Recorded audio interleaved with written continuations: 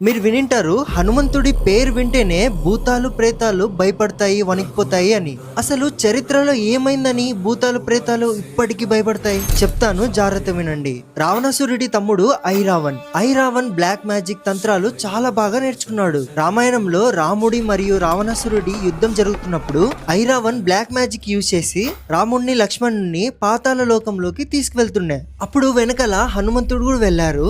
ఐరావన్ ని హనుమంతుడు ఎంత కొడుతున్నా ఇక్కడ చనిపోతున్నాడు, మళ్ళీ అక్కడ బతుకుతున్నాడు. హనుమంతుడికి అర్థమైతుంది ఇదేదో బ్లాక్ మ్యాజిక్ జరుగుతుంది నాతో అని. అప్పుడు తెలుసుకుంటాడు హనుమంతుడు 5 దిక్కుల్లో ఉన్న దీపాలు ఒకేసారి ఆర్పితే ఐరావన్ ని చంపచ్చు అని. కానీ 5 దిక్కుల్లో ఉన్న 5 దీపాలు ఒకేసారి ఎలా ఆర్పాలి? అప్పుడే హనుమంతుడు రౌద్ర రూపాన్ని ధరిస్తారు, పంచముఖి హనుమాన్. ఆ రూపంతో 5 దిక్కుల్లో ఉన్న 5 దీపాలని ఒకేసారి ఆర్పి ఐరావన్ ని చంపుతారు. ఆ రూపాన్ని చూసి 3 లోకాలే భయపడిపోతాయి. ఇక ప్రేతాలు